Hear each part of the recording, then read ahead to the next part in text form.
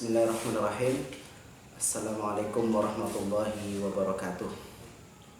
Alhamdulillah wassalatu wassalamu ala Rasulillah wa ala alihi wa sahbihi wa mawala amma ba'du.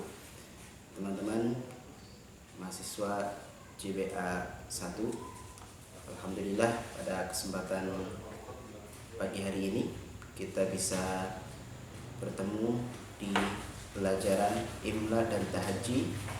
Dan insya Allah pada kesempatan pagi hari ini kita akan mempelajari Al-Hamzah Al-Mutatarrifah. Memang sebagian dari pelajaran Hamzah Al-Mutawassithah, Hamzah yang terletak di tengah kata, kita sudah pelajari pada pertemuan yang telah lalu. Dan insya Allah pada kesempatan kali ini kita akan membahas Hamzah Mutatarrifah. Apa yang disebut dengan Hamzah Mutatarrifah? Maka kalian bisa lihat di dalam buku ini, di dalam buku Imla Al-Muyassar. Kita lihat di halaman 45. Di halaman 45 ya. Antum lihat di sana ada contoh nomor berapa? Contoh nomor 2 dan nomor 3, kemudian juga nomor 4 ya, dan juga nomor 1. Ada contoh nomor 1, contoh nomor 2, contoh nomor 3 dan contoh nomor 4. Bagaimana? Yang pertama, contoh yang pertama adalah al-mu'minu la yajru'u. Al-mu'minu la yajru'u 'alal batil.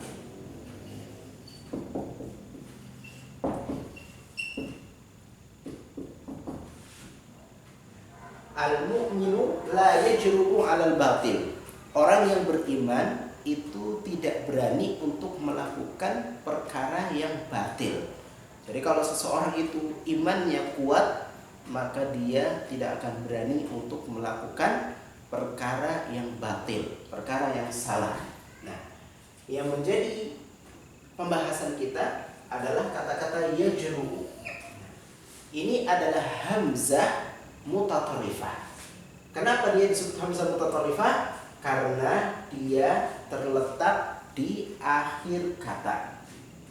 Hamzah mutatarrifah dia terletak di akhir kata. Dan lihat bentuknya, kenapa dia bentuknya ditulis di atas waw, maka insya Allah nanti kita akan sebutkan sebabnya. Kenapa dia ditulis di atas waw. Kemudian juga kita lihat yaitu di dalam contoh yang kedua. Itu contoh yang kedua adalah ucapan Nabi SAW ya. Walaupun hadis ini ada pembicaraan di kalangan para ulama, tetapi bukan itu yang sedang kita bahas. Akan tapi yang kita bahas itu adalah yang kita bahas itu adalah bentuk hamzah mutatarrifah. Bentuk hamzah mutatarrifah. Bisa kalian lihat di dalam buku kalian yaitu di halaman 45 contoh nomor 2. Qala Rasulullah sallallahu alaihi wasallam. Berkata Rasulullah sallallahu alaihi wasallam, "Innal ghadaba minasyaiton." Sesungguhnya marah itu datangnya dari syaitan. Wa inna syaitan khuliqa min narin. Sedangkan syaitan itu diciptakan dari api. Jadi marah itu datangnya dari syaitan, setan diciptakan dari api.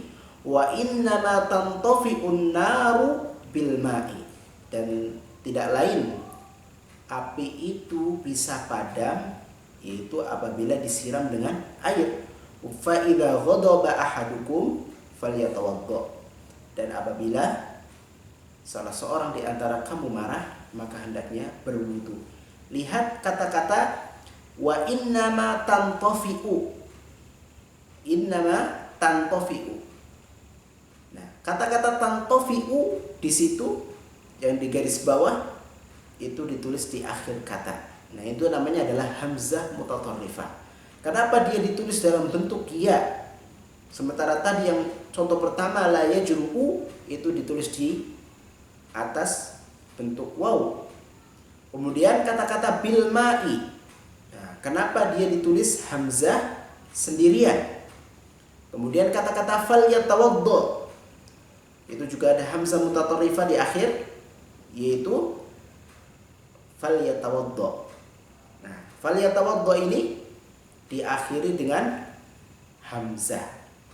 Diakhiri dengan apa? Hamzah, dan hamzah itu tertulis di atas alif. Nah, kenapa dia tertulis di atas alif? Nah, itu ada sebabnya.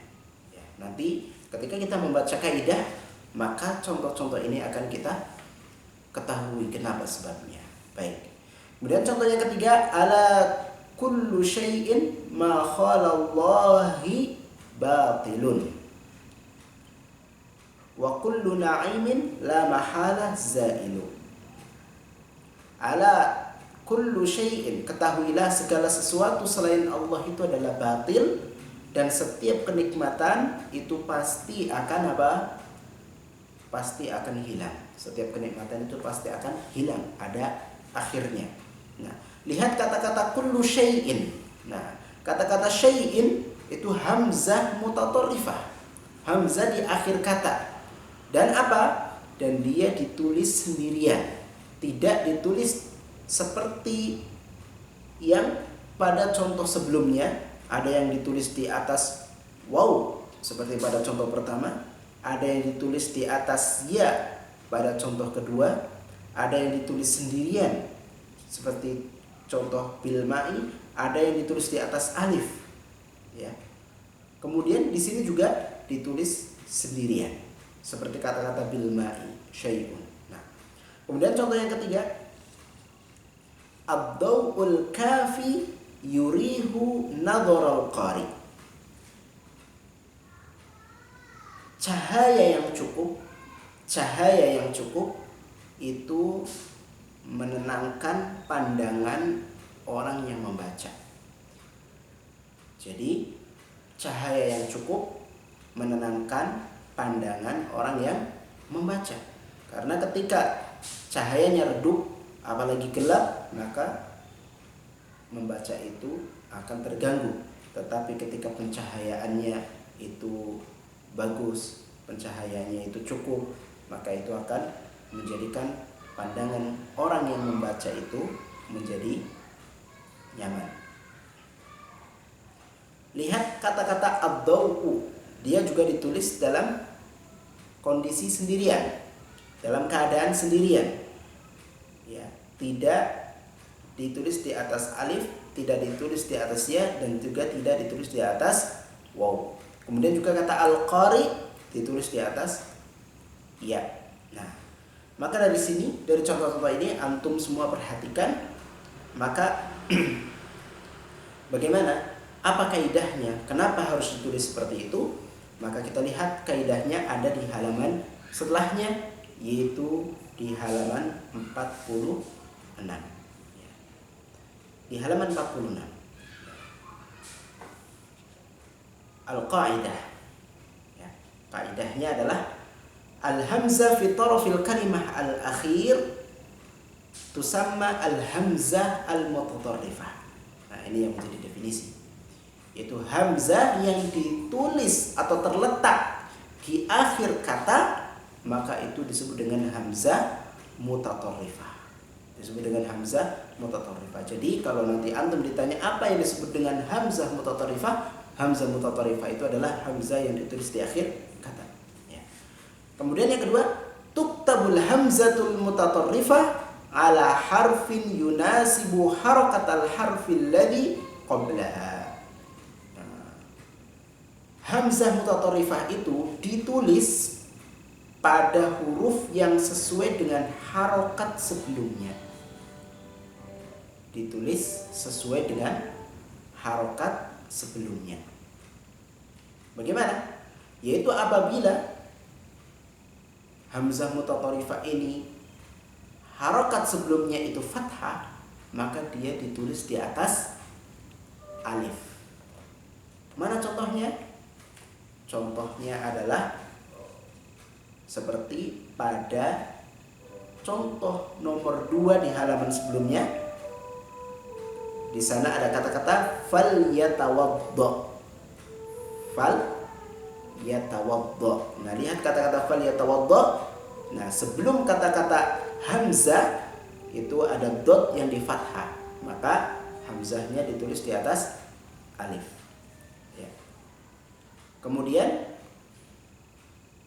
apabila harokat sebelumnya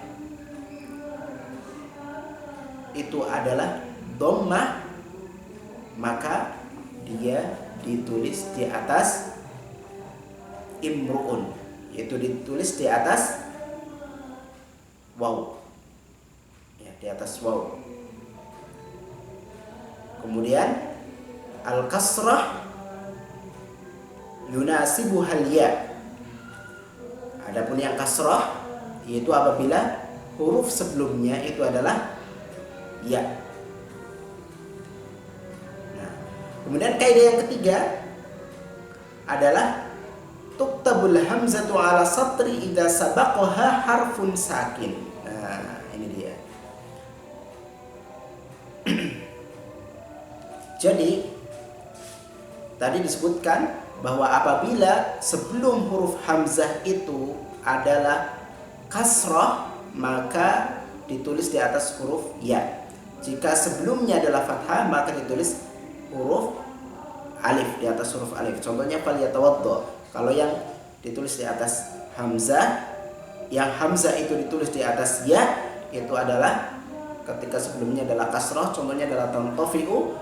Dan apabila ditulis di atas waw, maka sebelumnya adalah kasrah, sebelumnya adalah dhammah. Sebelumnya adalah dhammah, contohnya adalah la yajru'u. Nah, la yajru'u. Kemudian yang terakhir adalah hamzah ditulis sendirian, tidak di atas waw, tidak di atas alif, tidak di atas ya, yaitu ketika huruf sebelumnya adalah sukun. Contohnya adalah kata syai'un. Nah, makanya ala kullu syai'in. Nah, syai'in sebelumnya adalah ya sukun. Maka apabila hurufnya sebelumnya adalah ya sukun dan dia adalah hamzah mutatarifah, maka dia ditulis sendirian. Kemudian kata-kata bil ma'i. Nah, itu bil ma'i itu juga ditulis sendirian. Kenapa? Karena jatuh sebelumnya adalah huruf yang berharokat sukun. Nah, ini dia ringkasan dari pembahasan kita. Baik, teman-teman, kesimpulannya adalah bahwa hamzah mutatarifah itu adalah hamzah yang terletak di akhir kata, hamzah yang terletak di akhir kata dan ditulis dalam keadaan tertentu. Maksud dalam keadaan tertentu adalah ditulis dalam keadaan di atas huruf waw, atau di atas alif, atau di atas ya, atau ditulis sendirian, Nah, dan itu menyesuaikan dengan apa? Menyesuaikan dengan harokat sebelumnya. Nah, kesimpulan daripada pembahasan ini paling tidak sebagaimana antum bisa lihat di layar, yaitu ada 4 hal. Pertama, hamzah mutatarifah ditulis di atas bentuk huruf ya. Hamzah ini ditulis di atas bentuk huruf ya jika huruf sebelumnya berharokat kasroh. Contohnya apa? Contohnya adalah lam yafi, khosi'a, bari'a, ji, lam yudi, sebagaimana antum lihat di layar. Yang kedua adalah hamzah mutatorifah ditulis di atas bentuk huruf waw. Ya, hamzah ini ditulis di atas bentuk huruf waw jika huruf sebelumnya berharokat dhammah. Contohnya adalah lam yajru batu'a min lu'lu'in jaru'a. Kemudian yang ketiga, hamzah mutatorifah ditulis di atas bentuk huruf alif, yaitu contohnya adalah bada'a. Kapan? Yaitu ketika huruf sebelumnya berharokat fathah. Contohnya adalah bada'a, yabda'u, nasya'a, yansha'u, jara'a, yajra'u. Kemudian yang terakhir adalah hamzah mutatorifah ditulis sendirian di atas garis. Kapan hamzah mutatorifah ditulis sendirian di atas garis? Yaitu jika huruf sebelumnya bertanda sukun atau bertasydid. Contohnya adalah bad'un, bur'un, juz'un, bina'un. Nah, ini semuanya adalah huruf sebelum hamzah itu berharokat sukun. Maka dia hamzah mutatorifah ini ditulis sendirian. Tabawu'un, tadawu'un. Nah, ini sebelumnya adalah ditulis dalam keadaan berharokat tasydid, maka hamzah mutatorifah ditulis sendirian. Tabawu'un, tadawu'un. Ya, sekarang sebagaimana Anda bisa lihat di layar, kita mari membaca bersama-sama huruf hamzah mutatorifah yang terdapat dalam contoh-contoh berikut. Kita baca bersama-sama.